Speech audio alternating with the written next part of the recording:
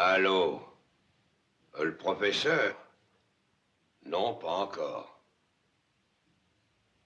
Oui? Ah? Oui? Bon, je vais lui dire, dès qu'il aura fini. Parmi les nouvelles espérances données à l'homme, la plus grande n'est-elle pas de retrouver une part de sa jeunesse physique? Cette espérance, l'hétérogreffe nous l'apporte. Mais l'hétérogreffe, c'est-à-dire la transplantation sur un être humain de tissus vivants ou d'organes prélevés chez un autre, n'était possible jusqu'ici que lorsqu'on se trouvait en présence de deux individus présentant une parfaite identité biologique. Il s'agit donc pour nous de modifier biologiquement la nature de l'organisme destiné à recevoir des tissus vivants étrangers. Une de nos méthodes consiste à détruire, au moyen de fortes radiations de rayons X, les anticorps qui font obstacle à l'hétérogreffe.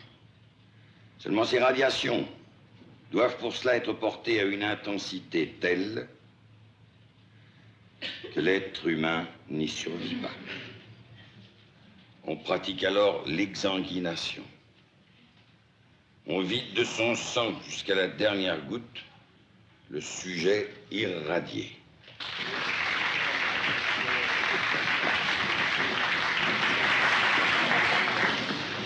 On vient de téléphoner pour vous, monsieur le professeur. Qu'est-ce? L'Institut médico... la morgue, quoi. Il faut que vous y alliez tout de suite. Cher professeur, votre exposé à lui seul était déjà revivifiant. C'était passionnant, n'est-ce pas, Carl? Passionnant. Quel merveilleux avenir vous nous ouvrez. Pour ce qui est de l'avenir, madame, il faut quand même s'y prendre un peu plus tôt.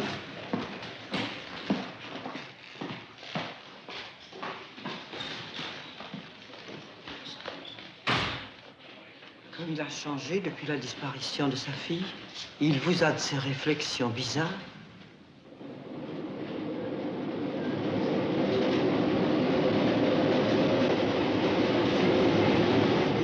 Cette histoire est évidemment bien étrange, mais ça m'a tout l'air d'être ça. Quand la fille du professeur Génessier a disparu de la clinique, il paraît que sa figure n'était encore qu'une plaie. Évidemment, cette disparition du masque épidermique confirme votre supposition. L'accident de voiture, les brûlures profondes au visage, puis le séjour dans l'eau. Avec les rats, docteur. Il faut y penser aux rats. Ah, c'est vrai. Ah, il n'en reste pas moins que le signalement de cette jeune noyée est également le même que celui de Simone Tessot. À tout hasard, j'ai convoqué M. Tessot, son père. De plus, tout n'est pas parfaitement clair. Moi, ce qui me semble curieux, c'est qu'on les repêchait complètement nus, sous un manteau d'homme.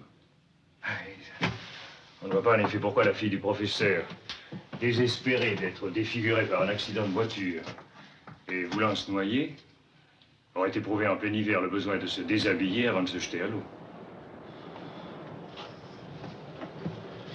Puis cette énorme plaie à la place du visage, c'est singulier. Les bords sont aussi nets que si l'on s'était servi d'un scalpel.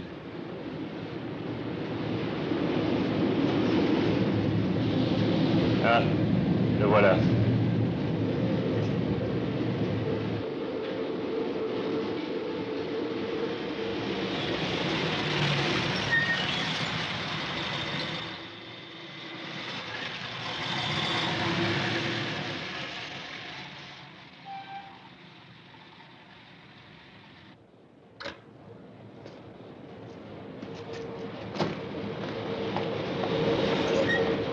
Docteur L'Herminier, inspecteur Parot du service des recherches dans l'intérêt des familles.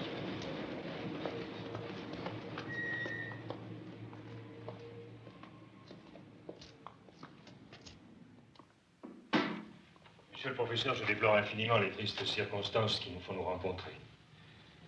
Expliquez-moi. Ce matin, dans la Seine de Marignan, on repêchait le corps d'une jeune fille.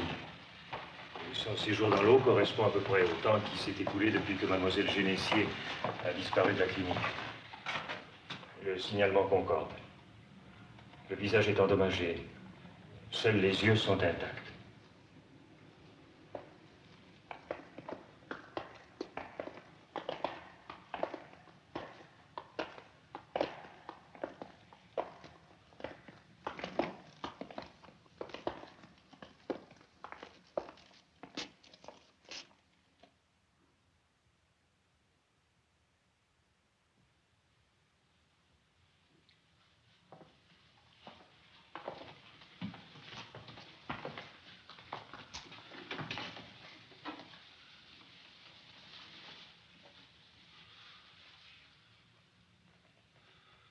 C'est bien elle. Christiane.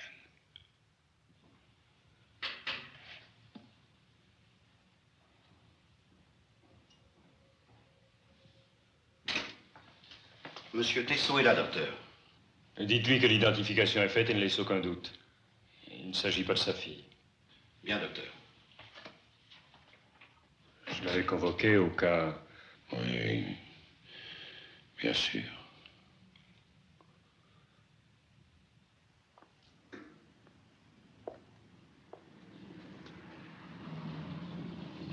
Monsieur le professeur, excusez-moi, Henri Tessot. Oui, je suis venu aussi au sujet de ma fille.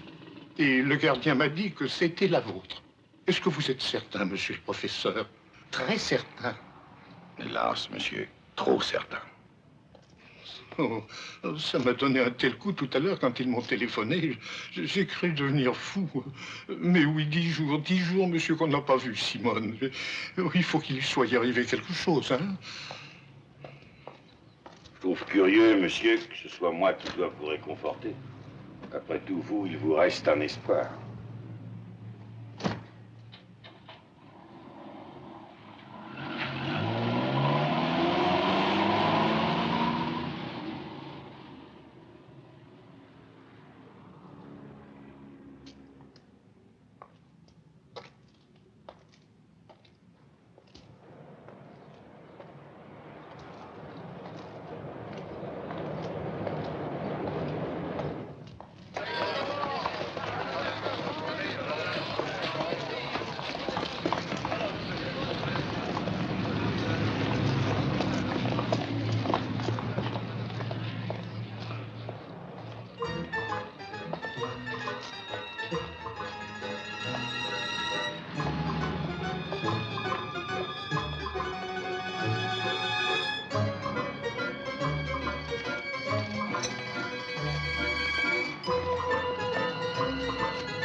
Comment ça va?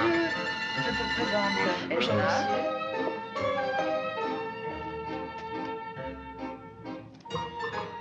Au revoir. Bon, sur ce... Alors, salut. Au revoir, Julie. Allez, au revoir. Si elle est très ennuyée, elle cherche une chambre. Trouve.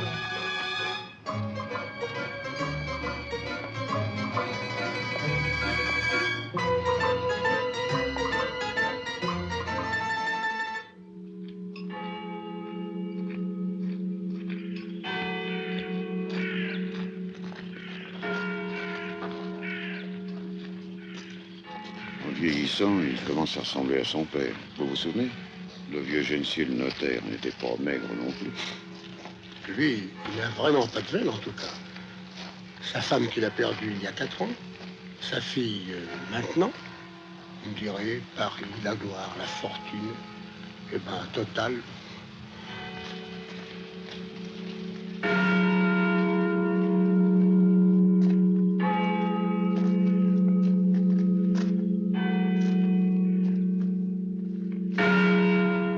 Le jeune homme, qui c'est? C'était le fiancé de la petite, un docteur. Il travaille avec le professeur. Et la femme? Sa secrétaire, il paraît. Une étrangère. Elle a l'air toute retournée.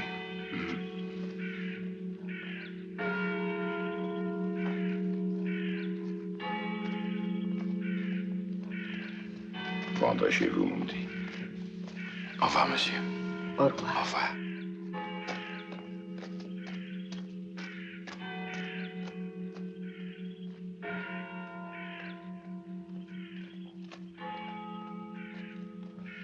Non, partons. J'aime l'ordre.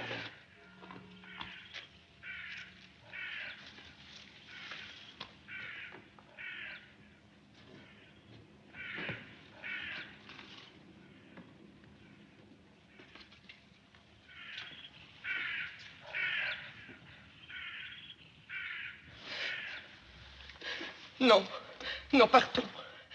Je n'en peux plus.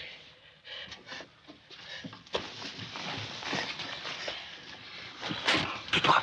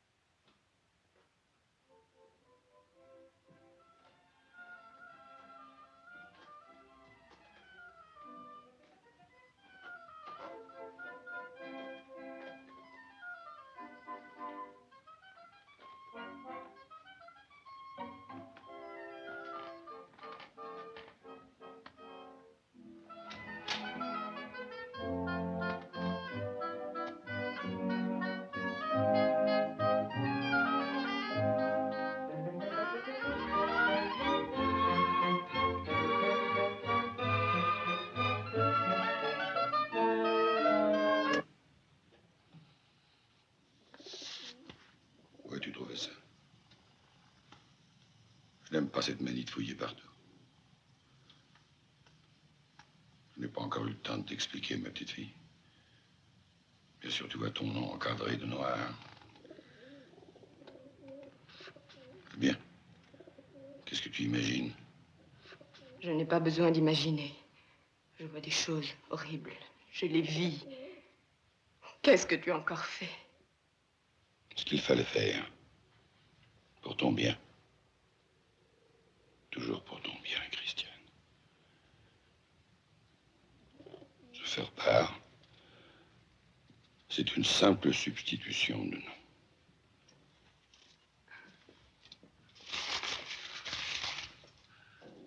Puisque cette fille est morte à la suite de l'opération, j'ai pris un risque de plus. J'ai fait croire qu'il s'agissait de toi. Puisque tout le monde te croit morte, les gens n'approfondiront pas. Ils ne chercheront pas à savoir ce qui se passe ici, surtout. Christiane, ton masque. Prends une fois pour toutes l'habitude de porter ce masque. Où l'as-tu caché? L'habitude. Maintenant, je voulais dire, prends l'habitude de le porter pendant le temps qui nous sépare de la réussite. Ne pleure pas, ma chérie, je t'en supplie. Je réussirai, je te le jure. Je n'y crois plus.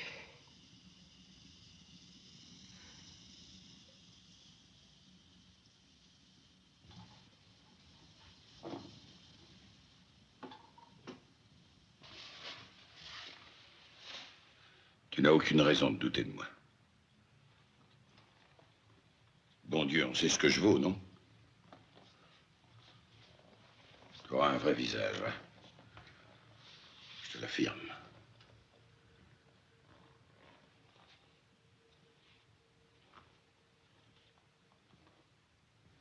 On m'a enlevé les miroirs. Mais il y a les vitres qui me reflètent. Quand la fenêtre est ouverte, il y a tout ce qui brille. La lame des couteaux. Le bois verni. Ma tête me fait peur. Mon masque me fait plus peur encore. Soyez confiante, Christiane. Regardez-moi. Est-ce qu'il n'a pas déjà réussi sur moi? Vous aviez un visage, vous. Abîmé peut-être, mais pas détruit comme le mien. Il me ment. Il me ment parce qu'il sait que c'est sa faute. Sa faute? Un accident de voiture. Le hasard. Le hasard. Son besoin de dominer tout le monde, même sur une route.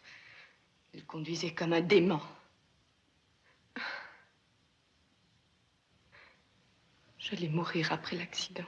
Pourquoi a-t-il tout fait pour que je vive? Je voudrais être aveugle, morte. Christiane.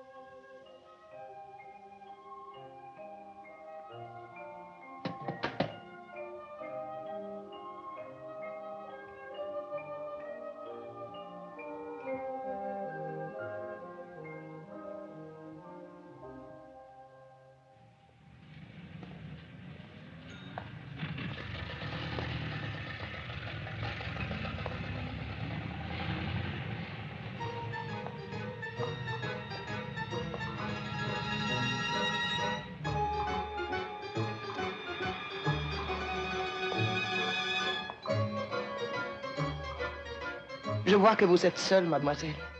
Si vous voulez profiter de ce billet, une amie devait venir avec moi, mais elle n'est pas là. Mais avec plaisir, madame. L'ennui, c'est que je n'avais pas l'intention de prendre une place trop chère. Mais rassurez-vous, ce billet, je vous l'offre. Merci.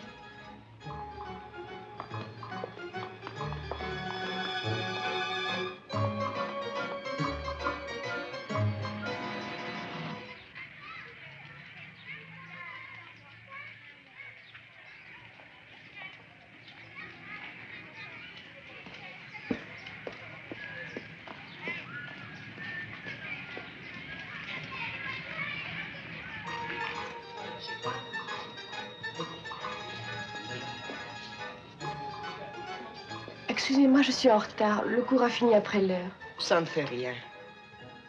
J'étais seulement impatiente de vous apprendre la bonne nouvelle. La chambre que vous cherchiez. Ça y est, je l'ai. Pas possible. Comme je suis contente. Mais comment vous remercier? Vous me remercierez quand vous aurez vu la chambre.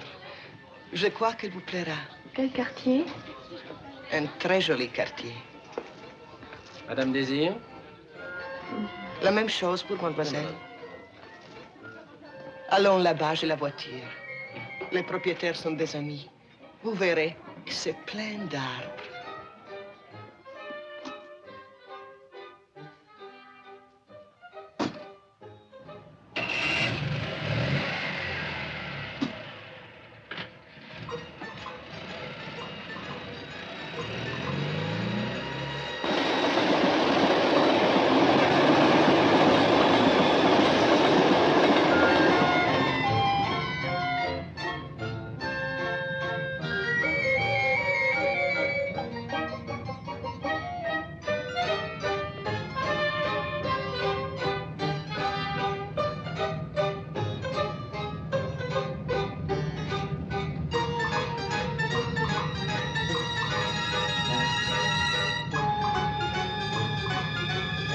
Ça a l'air très loin. J'ai fait une grande tour. La route directe est tellement encombrée cette heure-ci.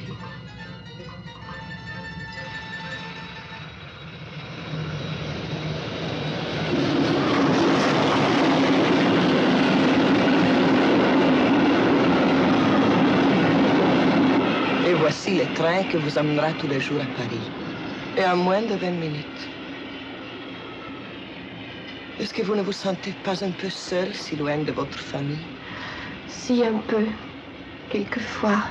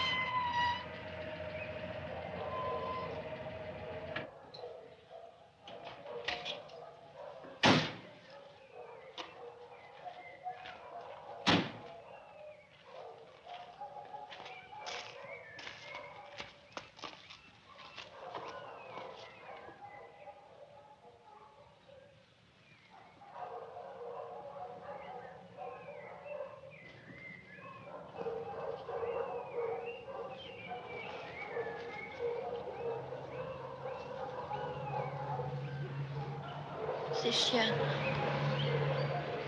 il y en a combien? Vous voyez, vous serez bien gardés.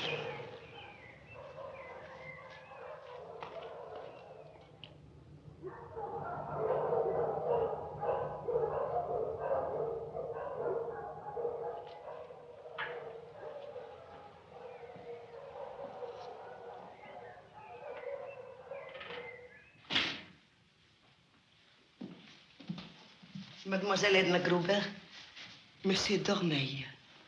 Heureux de vous rencontrer, mademoiselle. Un peu de Porto pour vous remettre de ce petit voyage. Non, merci, monsieur. Je ne voudrais pas trop m'attarder. Bon, voyons. Nous ne sommes pas si pressés.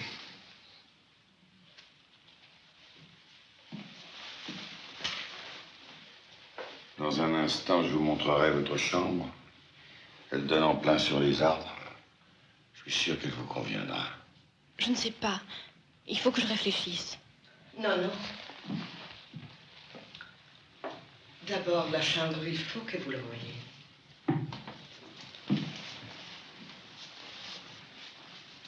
Évidemment, la nuit, on ne se rend pas très bien compte. Ce n'est pas ça, madame, mais la banlieue, vous comprenez, c'est pas très commode pour moi. Comment ça, mais si. La banlieue, c'est très commode. Très commode. Peut-être bien après tout, mais je ne voudrais pas rentrer trop tard à Paris ce soir. J'ai rendez-vous avec une amie. Je vous dirai demain. Demain, il sera trop tard, mon petit.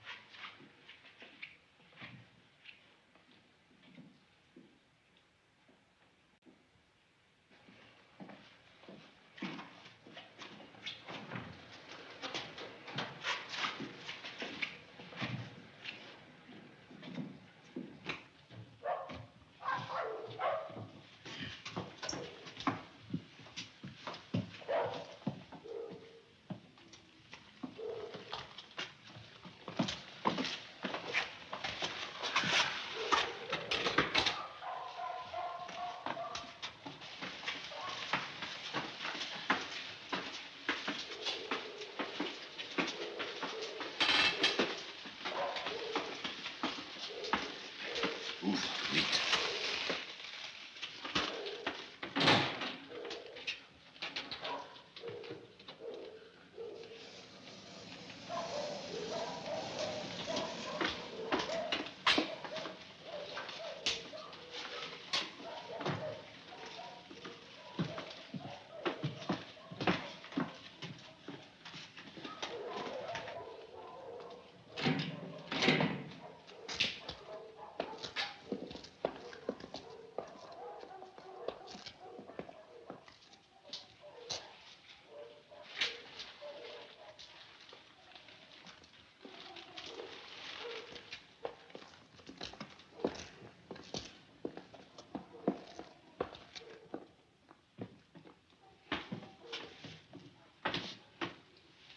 Je commencerai après le dîner.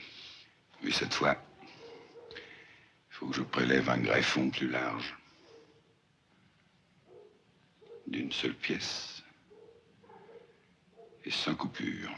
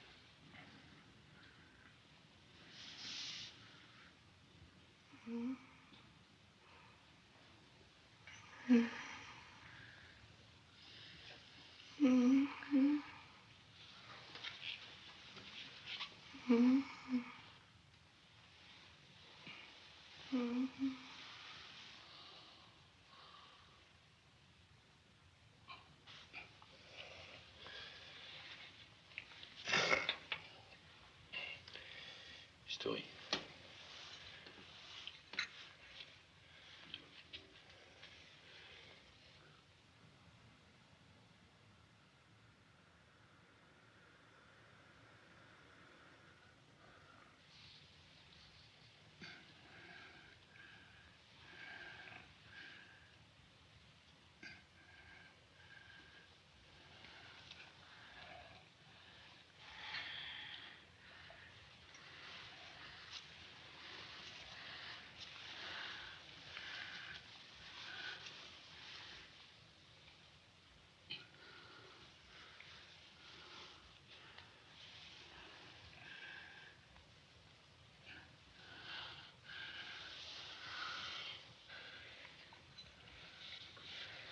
Suivre.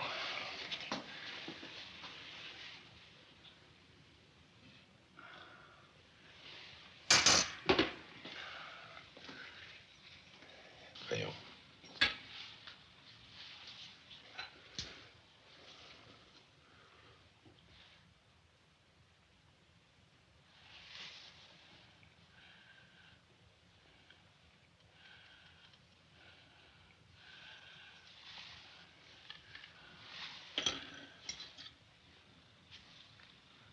Bistouri.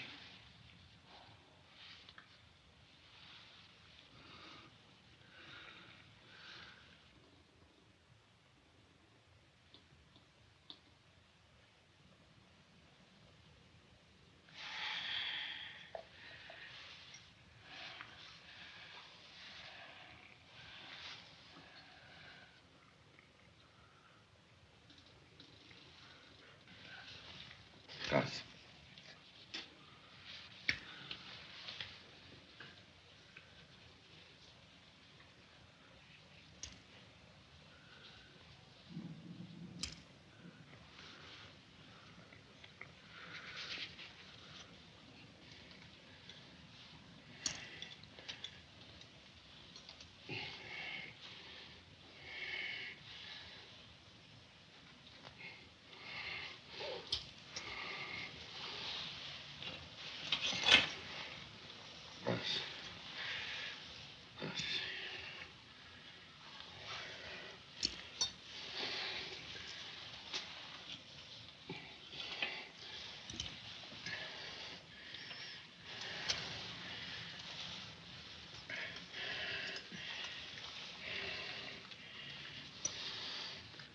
Grâce.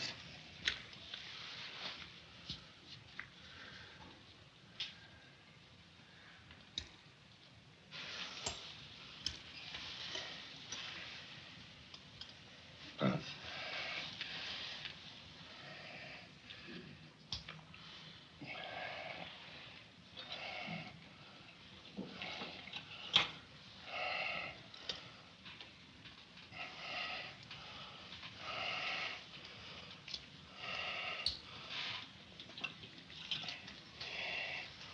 Grâce.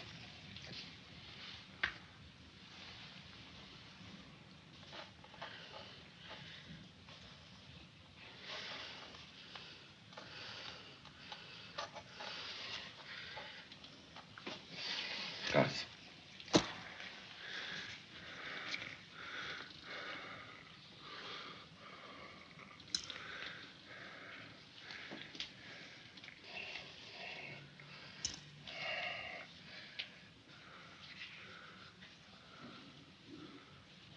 Allons-y.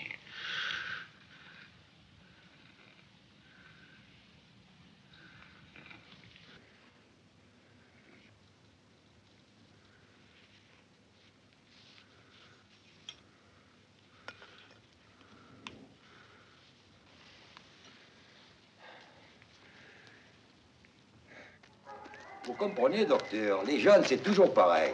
Ils aiment les animaux quand ils sont petits. Après, quand ils sont grands, ils mangent trop. Alors on les abandonne en forêt. Moi, j'estime qu'on ne doit jamais faire les choses à moitié. Oui, bien sûr. Surtout que ce qui est le plus facile, c'est la dernière moitié. Oui. Allez.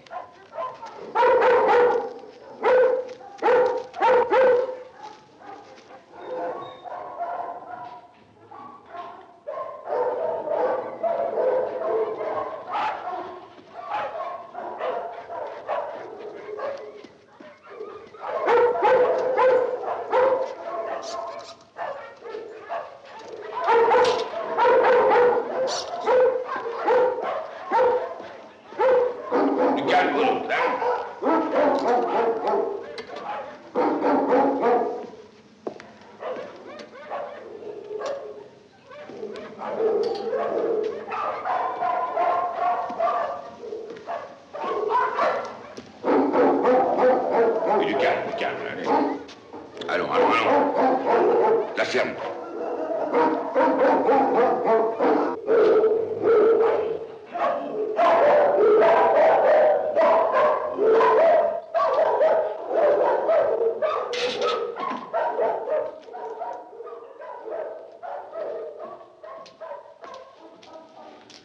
Elle s'est alimentée normalement.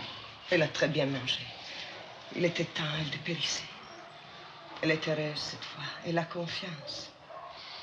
Enfin. Je lui ai fait voir que ça se cicatrise bien cette fois. J'aurais fait le pansement. En dessous, c'est net. C'est parfait. Beaucoup mieux qu'hier, tu verras. J'ai si peur. Non, tu as tort. Moi aussi, j'ai confiance cette fois. Moi, j'espère, c'est tout.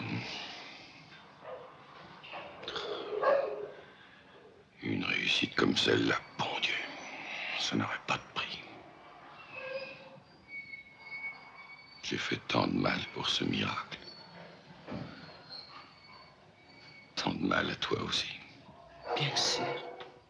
Mais je n'oublie jamais que je te dois mon visage. Mais oui. Moi, je l'oublie quelquefois. Tu as raison. Il reste si peu de traces. Chut, chut, Louise.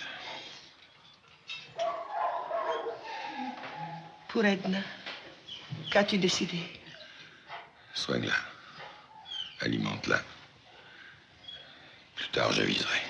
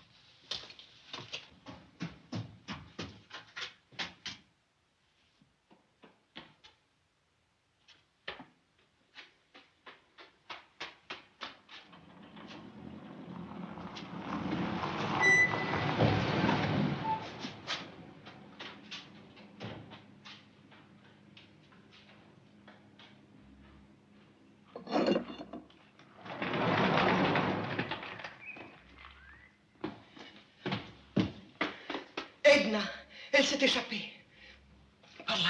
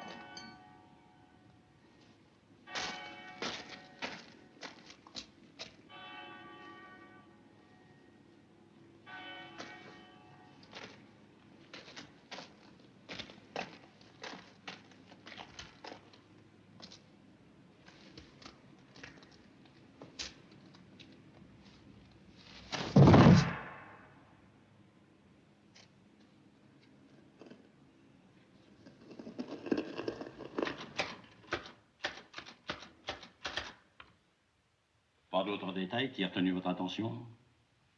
Enfin, non. Ah, si. Ah.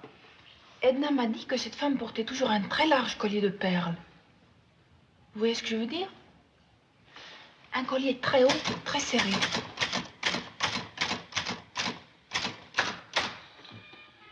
Oui, mais je n'en suis pas plus avancé. Bon, merci. Si vous voulez signer.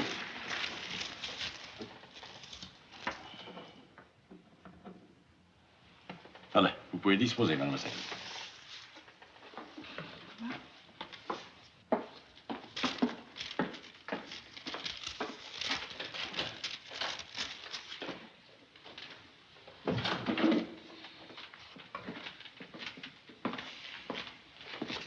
Jolie fille, hein?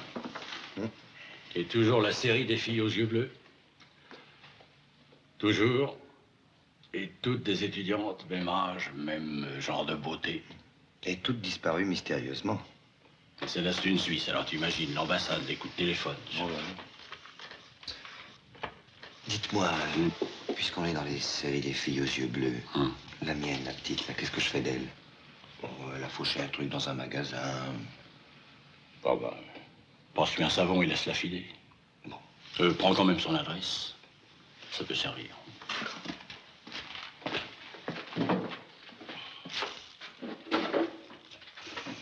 Eh oui. C'est comme ça qu'on finit ses jours en prison. C'est la première fois. Je sais pas ce qui m'est passé par la tête. La prochaine fois, c'est la correctionnelle. Allez, donnez-moi votre adresse. 12 rue des Pyrénées, 20e. Disparaissez maintenant.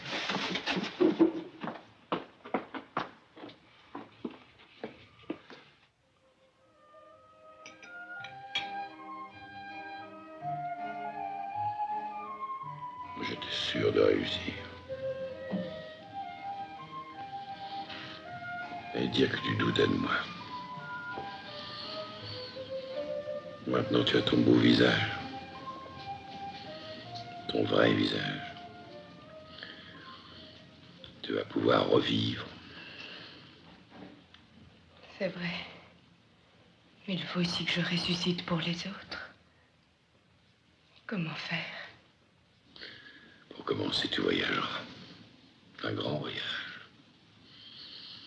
Je te procurerai des papiers. Tu pourras te choisir un nom. C'est amusant, ça. Un visage nouveau. Identité nouvelle. Moi, Christiane, je vous trouve encore plus belle qu'avant. Comment dire? Avec quelque chose d'angélique que vous n'aviez pas. Angélique, je ne sais pas.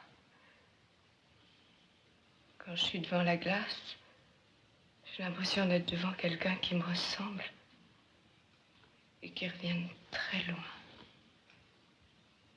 Très loin. Et Jacques?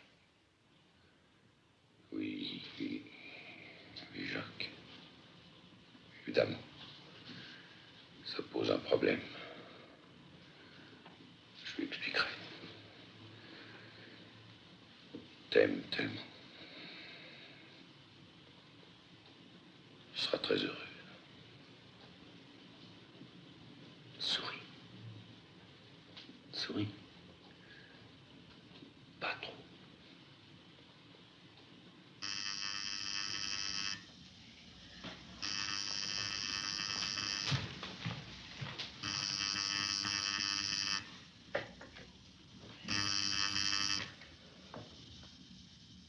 Allô, oui. Ah bon. Faites-lui un pain total. J'arrive tout de suite. Encore une urgence. Vous m'accompagnez. Je suis désolé, ma chérie.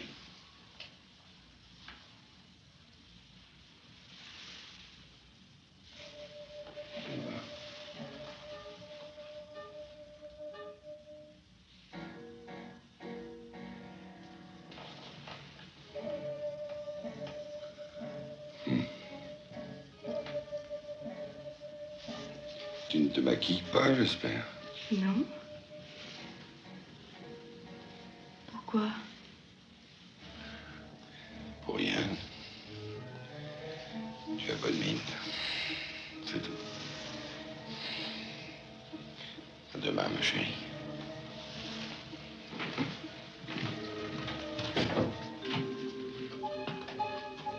Je ne serai pas très longue.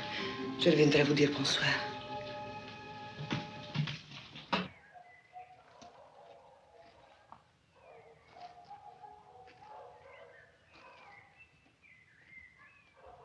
Tu semblais inquiet en l'examinant. Inquiet. Tu as trop d'imagination. Pourquoi mens-tu? Depuis le temps que je te connais, je lis sur ton visage. Dis-moi la vérité. C'est raté.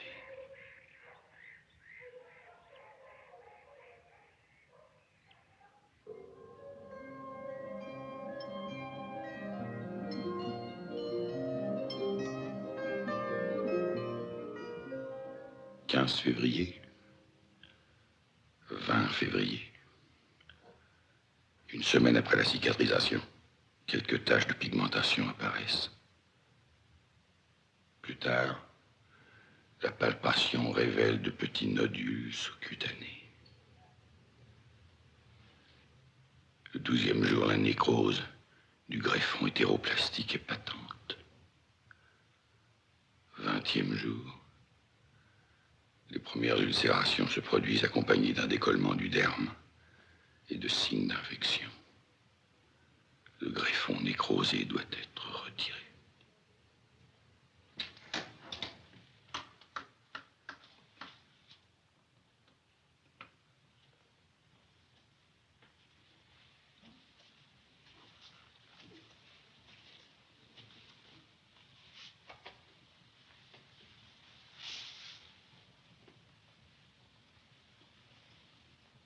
Christian.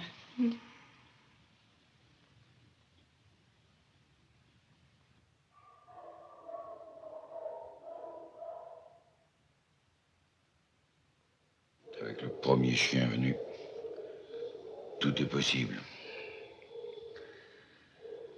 Ah, voilà. Il faut se contenter de cette chiennerie.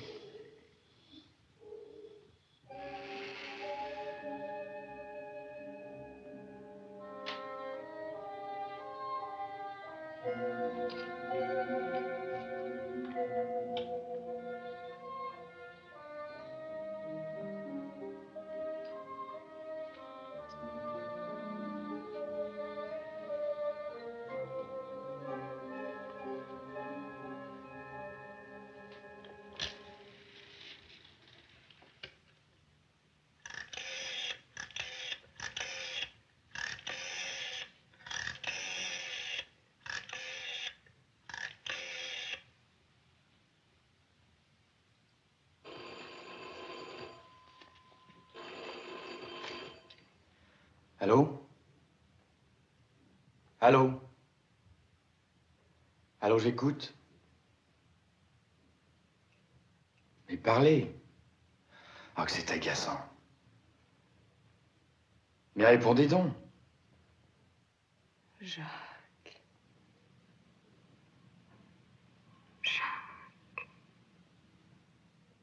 Christiane. Christiane, vous êtes folle. À qui téléphoniez-vous? Ma personne? Est-ce que vous vous rendez compte de votre imprudence? Oui, je sais. Les morts doivent se taire. Mais alors que je devienne morte pour de bon, je n'en peux plus. Ne plus oser se regarder. Ne plus oser porter la main sur son visage. Avoir peur d'y sentir les sillons, les crevasses, cette peau comme de la baudruche. Calmez-vous, mon petit. Faites-lui confiance.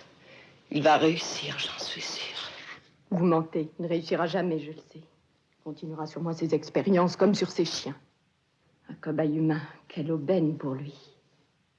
Vous n'avez pas le droit de dire cela. Je veux mourir. Je vous en supplie. En bas, il y a des ampoules. Ces piqûres qu'on fait aux chiens quand tout a raté. Par pitié. Christiane, taisez-vous.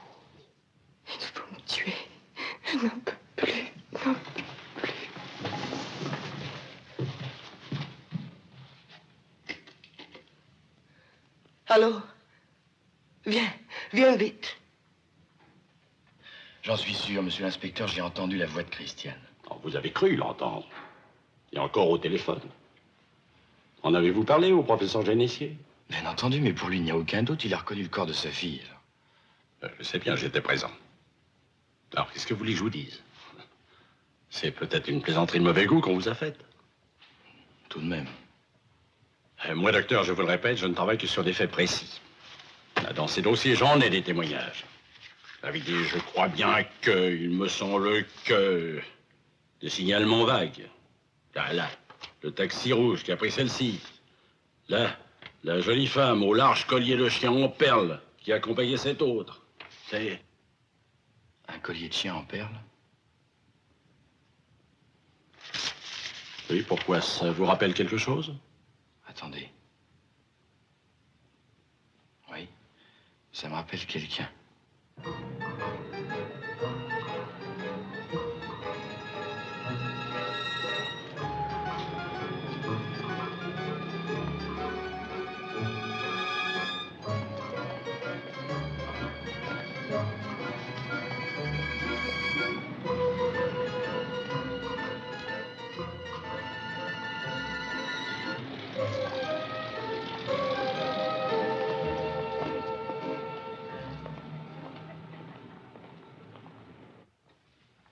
Vous m'aviez pourtant dit l'autre jour que tout était fini. Je l'espérais, mademoiselle Paulette Mérodon. Mais l'affaire a suivi la filière. On m'a trouvé trop indulgent. Alors, si je comprends bien, je suis fichue. C'est la prison. Le tribunal, d'abord. Le tribunal? Eh ben, tel que je les connais, mes parents, ils s'en remettront pas. Je pense à une chose. Il y aurait peut-être quand même un moyen d'éviter tout ça, mais... Évidemment, ça exigerait beaucoup de discrétion et un peu d'intelligence. Oh, avec moi, pour la discrétion, vous n'avez rien à craindre. Et pour l'intelligence... Enfin, si c'est pas trop compliqué. Non, vous allez voir. Il s'agit simplement d'un petit service à nous rendre. Qu'est-ce qu'il faudrait que je fasse? Vous faire décolorer, pour commencer. Vous dites ça pour rire. Non, ce n'est pas le genre de la maison. Il faut que vous soyez plus blonde, beaucoup plus blonde. Ça, je sais pas si ça m'ira. Aucune importance. Ensuite, vous irez chez un médecin qui vous fera hospitaliser dans une clinique. Mais je suis pas malade. Vous direz quand même que vous l'êtes. Pour les détails, tu vas la mettre au courant. À la clinique, vous vous plaindrez de maux de tête. D'ailleurs, je vais vous noter tout ça par écrit. Je vais vous donner un mot pour le docteur Glaise. Le docteur Glaise. Qui vous remettra une lettre pour le docteur Génessier. Allô, docteur Jacques Vernon? Oui, c'est moi. Ah, bonjour, monsieur. Comment dites-vous? Non, attendez, je note. Paulette.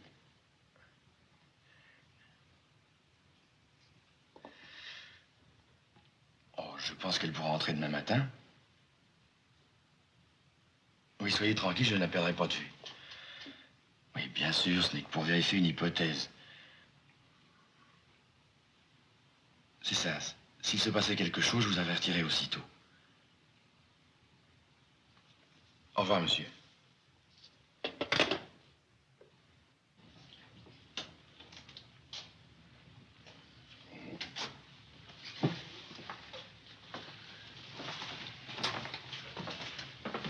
Eh bien, oui, ça s'arrange. Très bien, docteur.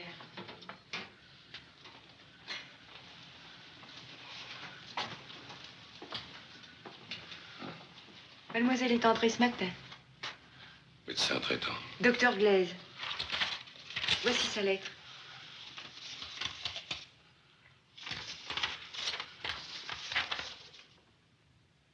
Et vous souffrez beaucoup? Oui. Enfin, par moment. Faites-lui faire un fond d'œil et un électroencéphalogramme dans la journée. Docteur, on va me tendre? Non. J'espère que non. Ce serait dommage.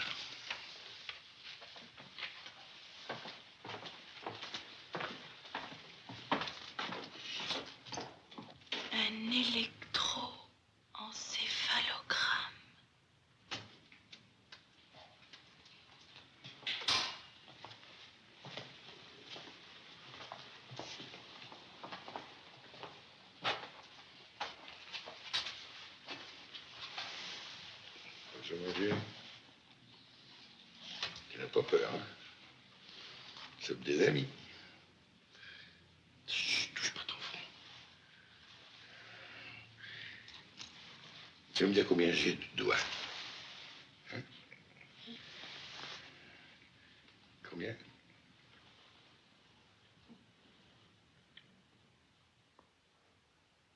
Combien? 3.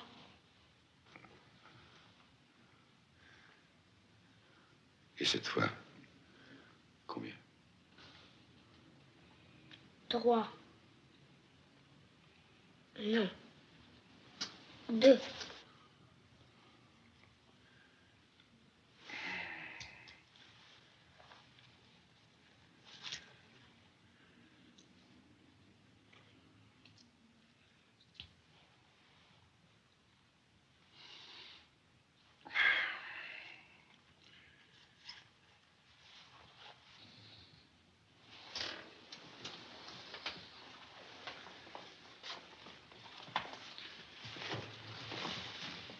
Alors, docteur, qu'est-ce que vous en pensez?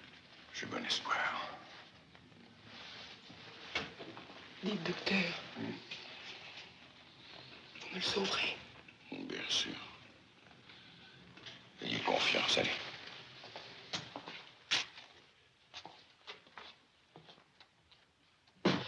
Votre pronostic? Et le vôtre? Nous sommes d'accord.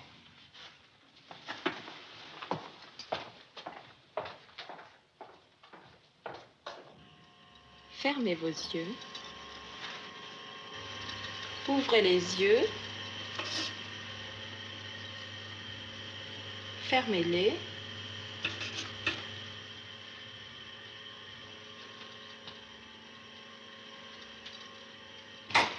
C'est terminé, vous pouvez ouvrir les yeux. Je vais vous faire la stimulation électrique. Ça ne fait pas mal. Ne bougez pas votre tête, ne bougez pas.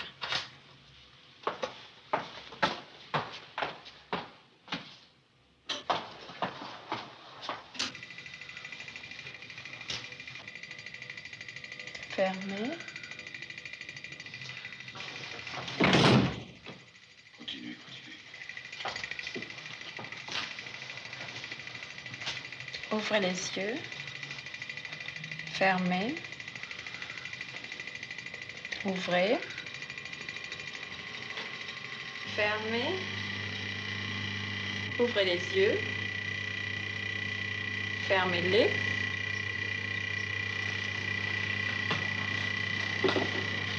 Ouvrez.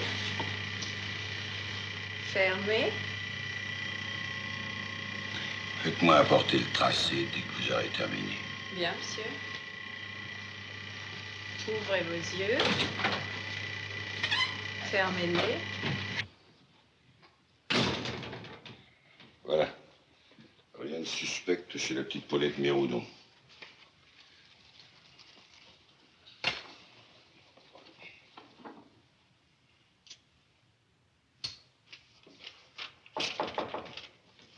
Entrez. Monsieur, le 15 a une hémorragie. Allez donc voir ça, Jacques. Bien, monsieur.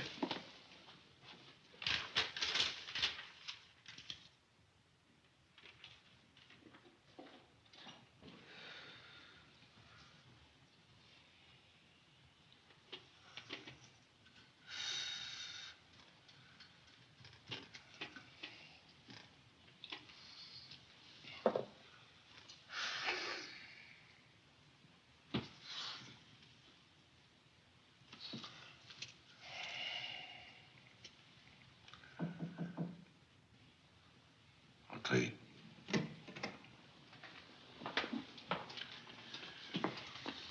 Voici le tracé, monsieur. Bon. Aucune altération dans le tracé, ça. Faites-la sortir ce soir. Ça nous libérera un lit. Nous risquons une urgence cette nuit. Bien, monsieur.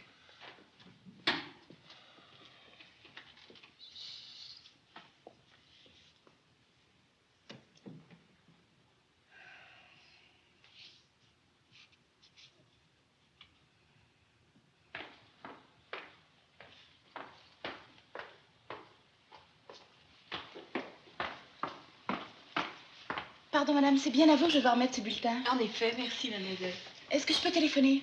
Oui, pour Paris? Oui. Quel numéro? Botzaris 4284.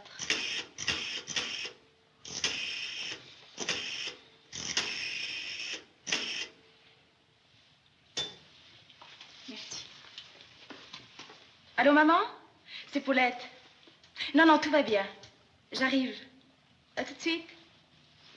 Merci. Combien je vous dois? Oh, rien du tout. S'il vous plaît, qu'est-ce qu'il y a comme moyen de transport pour aller à Paris? Ah, vous avez l'autobus à gauche en sortant au rond-point. Un petit quart d'heure à pied. Merci, madame.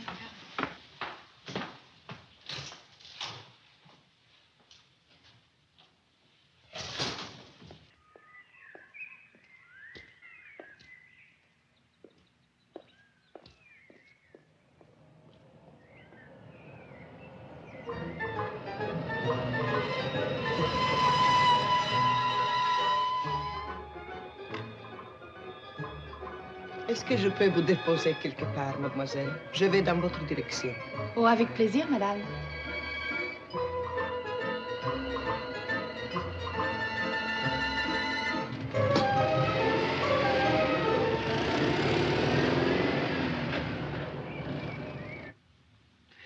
Allô, inspecteur Parot? Ici Jacques Vernon. Comment, docteur? Elle est déjà partie? Eh bien, ça ne traîne pas dans votre clinique. En tout cas, on ne peut pas dire qu'on les séquestre. Vous, qu'est-ce que je vous disais? Nous allons quand même nous assurer qu'elle est bien rentrée chez elle. Je vous remercie de nous avoir avertis. Au revoir, docteur.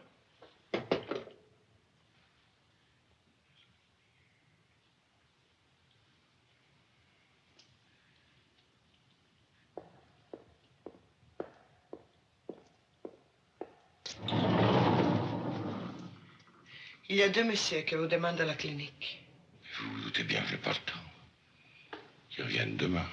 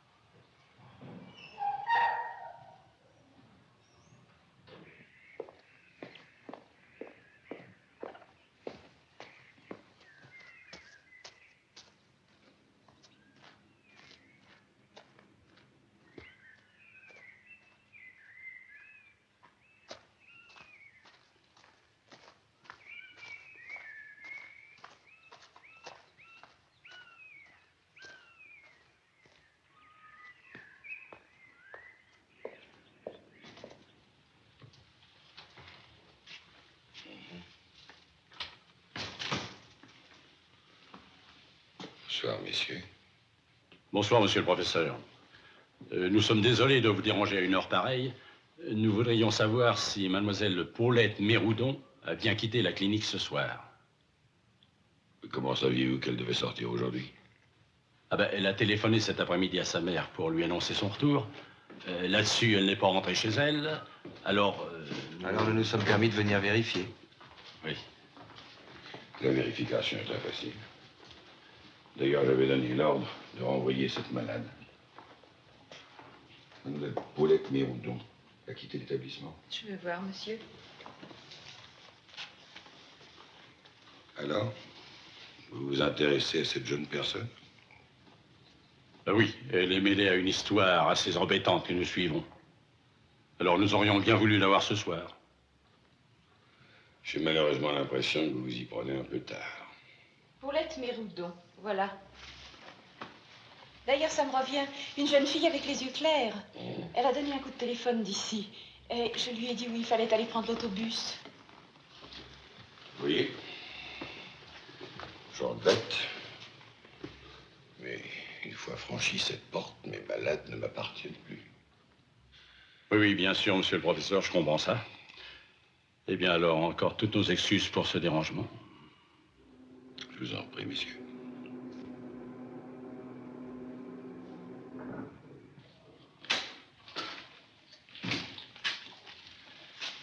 Eh bien alors, bonsoir, monsieur le professeur. Bonsoir. Mon petit Jacques, puisque vous sortez, soyez gentil de raccompagner ces messieurs.